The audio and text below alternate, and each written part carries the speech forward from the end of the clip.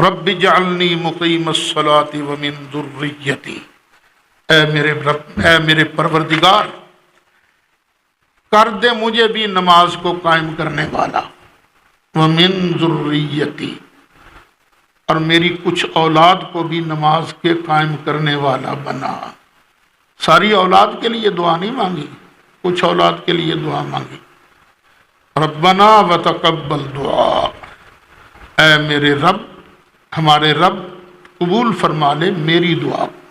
یہ دعا ای تھا اصل میں، تو یا گر گئی تو دعا ای۔ ربنا اغفر لی، یا اللہ مجھے بھی بخش دے، والدیا، میری والدہ کو بھی بخش دے، میرے والد کو بھی بخش دے، وللمؤمنین، اور سب مومنوں کو بخش دے، یوم یقوم الحساب، اس دن جس دن حساب قائم ہوگا۔ یہ اللہ تعالیٰ کو دعا ابراہیم علیہ السلام کی بڑی پسند آئی۔ یہ مقام مدح میں دعا درج ہے، اور یہ اتنی پیاری دعا ہے کہ تقریباً ہر نمازی نماز کے اندر یہ دعا مانگتا ہے۔ تشہد بیٹھ کر درود شریف پڑھ کے پھر یہ دعا مانگتا ہے۔ اب یہاں دیکھیے ابراہیم علیہ السلام نے سب سے پہلے اپنے لیے بخشش کی دعا مانگی، پھر اپنے والدین کے لیے بخشش کی دعا مانگی، پھر عام مومنین کے لیے بخشش کی دعا مانگی۔ اب بہتر طریقہ کیا ہے، نبیوں کی سنت کیا ہے کہ دعا مانگتے وقت پہلے اپنے لیے دعا مانگے۔ بخشش کی دعا مانگتے وقت اپنے لیے پہلے اپنے لیے دعا مانگے۔ خود نبی کریم علیہ السلام جب دعا شروع فرماتے بادأ بنفسہ ہی، اپنے سے دعا شروع کرتے نا۔ وہ جو ہوتا ہے نا دعا کرو جی تو ڈائریکٹ شروع ہو جاتے ہیں، تو یہ تو سفارش ہے نا، یا اللہ بخش دے، تو چودھری لگایا اگر اللہ کی بارگاہ میں، پہلے آپ تو اس کی بارگاہ کا مانگت بننا، پہلے آپ تو بخشا جا، پھر کسی کی بخشش کے لیے دعا مانگنا، پھر اپنے والدین کے لیے بخشش کی دعا مانگے۔ ابراہیم علیہ السلام نے بخشش کی دعا مانگی ہے، اور پھر عام لوگوں کے لیے بخشش کی دعا مانگے۔ ایک اور بات یاد رکھنا، پیچھے جہاں بھی ابراہیم علیہ السلام کے لیے آزر کا ذکر ہوا تو لفظ اب آیا تھا، لفظ اب، اور میں آپ کو بتا چکا ہوں کہ اب کا لفظ باپ کے لیے بھی استعمال ہوتا ہے، چاچے تائے کے لیے بھی، دادا کے لیے بھی استعمال ہوتا ہے۔ اور یہاں جب بخشش کی دعا مانگی تو اس وقت دعا مانگی جب آزر مر کھپ چکا تھا، جب آزر سے برات کا اظہار ابراہیم علیہ السلام کر چکے تھے، تبرأ منہ، اسی وقت اس سے بیزاری کا اظہار کر دیا تھا۔ اور یہ دعا جو ہے اب ابراہیم علیہ السلام اپنے سگے والد اور سگی والدہ کے لیے کر رہے ہیں، جس سے پتہ چلتا ہے کہ حضرت ابراہیم کے والدین یہ جنتی تھے، یہ بخشش والے تھے۔ اور یوں بھی کہ نبی کریم علیہ السلام کا سارا اوپر والا نسب تو پاک ہے، پاک لوگوں پر مشتمل ہے، کوئی پلیت ان میں نہیں آیا، مشرک تو پلیت ہوتا ہے۔ تو یہ جو وہابی مفسرین ہیں بڑا زور لگایا انہوں نے اس پر کہ نہیں، پتہ چلا ابراہیم علیہ السلام کے والد جو تھے وہ جہنمی تھے۔ نہیں، ان کا چاچا آزر جہنمی تھا، اور جو باپ جس کا نام تعارف ہے وہ جنتی تھا۔ حضرت سیدنا علی مرتضی کرم اللہ تعالی وجہہ الکریم نے ایک آدمی کو دیکھا کہ وہ اپنے باپ دادا کے لیے بخشش کی دعا مانگ رہا تھا۔ فرمایا کہ نہیں، مشرکوں کے لیے تو دعائے مغفرت نہیں کرنی چاہیے۔ تو اس نے آگے سے کہا کہ ابراہیم علیہ السلام نے بھی تو مشرک کے لیے دعائے مغفرت کی تھی نا۔ تو اس پر یہ آیتیں اتری، ما کان للنبی والذین آمنوا، نہ نبی کریم علیہ السلام کے لائق ہے اور نہ ہی مومنوں کے لائق ہے۔ کیا چیز؟ ان یستغفروا للمشرکین، کہ وہ مشرکوں کے لیے بخشش کی دعا مانگے۔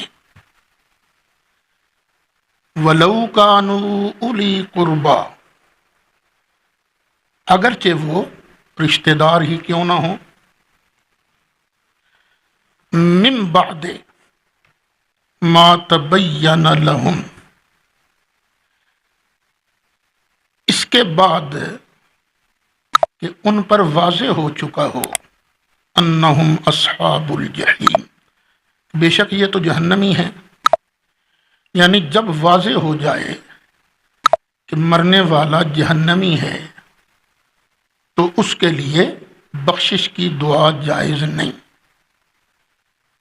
اور جس کے بارے پتہ نہ ہو کہ اس کا انجام کیا ہوا ہے، جہنمی ہے یا کون ہے، جنتی ہے، گناہگار ہے، کیا ہے، تو اس کے لیے بخشش کی دعا جائز ہے اور کرنی چاہیے۔ بخاری شریف میں یہاں اس کا شان نزول یہ لکھا ہے کہ نبی کریم علیہ الصلاۃ والسلام کے پیارے چچا جان جناب ابی طالب،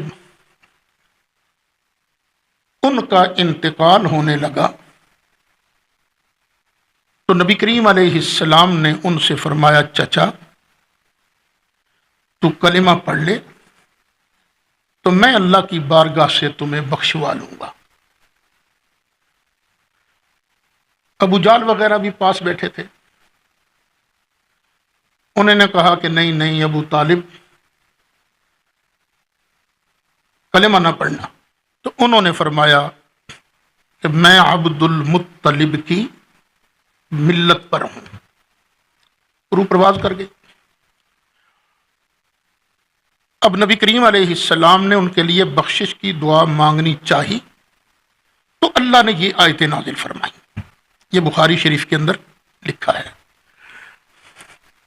لیکن مجھے اس شان نزول کی سمجھ نہیں آتی، اس لیے کہ جناب ابی طالب ان کا انتقال ہوتا ہے مکہ شریف میں نبی کریم علیہ السلام کے ہجرت سے 3 سال پہلے، اور یہ آیتیں نازل ہو رہی ہیں تبوک کے میدان میں، تبوک کے ارد گرد، تھوڑا سا آگے پیچھے 8-9 ہجری میں یہ آیتیں نازل ہوئی ہیں۔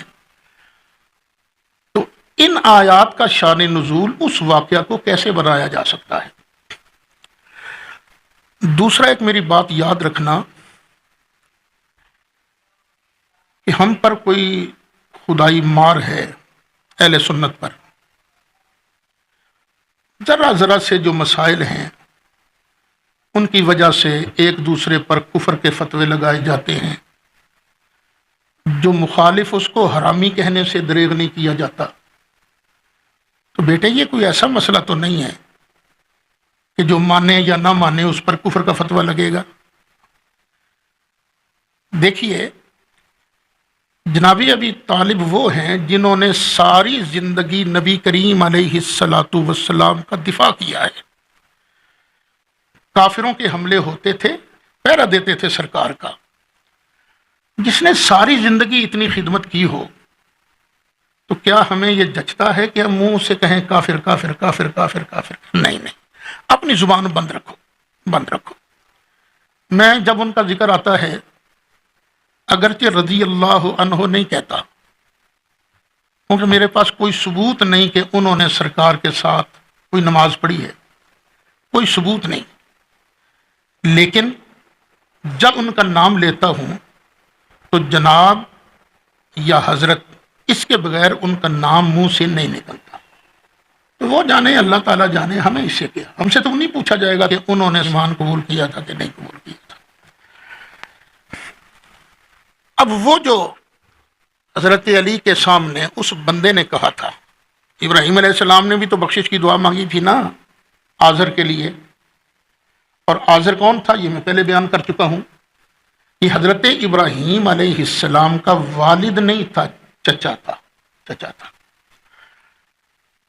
کیونکہ جہاں بھی آزر کا ذکر آیا ہے اس کے ساتھ لفظ اب آیا ہے، اور جہاں ابراہیم علیہ السلام نے بخشش کی دعا مانگی ہے تو وہاں لفظ اب نہیں آیا، وہاں لفظ والد آیا ہے۔ یہ جو نماز کے اندر تم دعا مانگتے ہو، رب اجعلنی مقیم الصلاۃ ومن ذریتی ربنا وتقبل دعا ربنا اغفر لی والدیا، یہ دعا ہے ابراہیم علیہ السلام نے، یا اللہ مجھے بھی بخش دے، میرے والدین کو بھی بخش دے۔ آخر یہ اللہ کا کلام ہے، فصاحت و بلاغت اس کے سامنے کیا چیز ہے؟ شاہکار کلام ہے۔ کوئی نہ کوئی وجہ تو ہے نا کہ جہاں پر اس کی مذمت کی گئی وہاں نام آزر آیا، جہاں اس کا شرک بیان کیا گیا وہاں آزر کے ساتھ لفظ اب آیا، اور جہاں بخشش کی دعا مانگی گئی وہاں لفظ والد آیا۔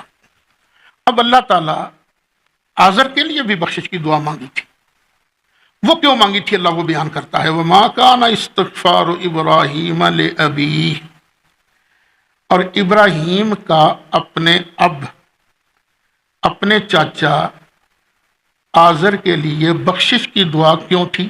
اللہ مگر عن موعدۃ وعدها ایاہ، مگر اس ایک وعدہ کی وجہ سے جو حضرت ابراہیم نے اس کے ساتھ کیا تھا، اس کے ساتھ وعدہ کر لیا تھا کہ میں تیرے لیے بخشش کی دعا مانگوں گا۔ فلما تبین لہ، پھر جب ابراہیم علیہ السلام پر روشن ہو گیا، واضح ہو گیا انہ عدو للہ، یہ تو اللہ کا دشمن ہے، تبرأ منہ، تو ابراہیم علیہ السلام نے اس سے بیزاری اختیار کر لی۔ ان ابراہیم، بے شک ابراہیم علیہ السلام، لأواہ حلیم، بڑے اواہ تھے۔ اواہ کہتے ہیں جو اللہ کے عشق میں، اللہ کے خوف کی وجہ سے آہ آہ آہ آہ کرنے والا، آہیں بھرنے والا ہو۔ حلیم اور بردبار تھے۔ قیامت کا دن آئے گا، قیامت کے دن بھی ابراہیم علیہ السلام اللہ کی بارگاہ میں عرض کریں گے، یا اللہ پالا تو اسی نے تھا نا مجھے، اب اگر اس کو تو لوگوں کے سامنے جہنم میں بھیجے گا تو یہ تو میری عزت تو نہیں ہے، یہ تو رسوائی ہے میری۔ تو اللہ کریم فرمائے گا ابراہیم چل اپنے قدموں کی طرف دیکھ، دیکھ اپنے قدموں کی طرف۔ جب وہ قدموں کی طرف دیکھیں گے تو اللہ تعالیٰ آزر کو ایک مکروہ شکل کے بجو کی شکل دے گا، بجو بنا دے گا۔ فرمائے گا ابراہیم فکر نہ کر، نہ کوئی اسے پہچانے گا، نہ تیری عزت پر حرف آئے گا۔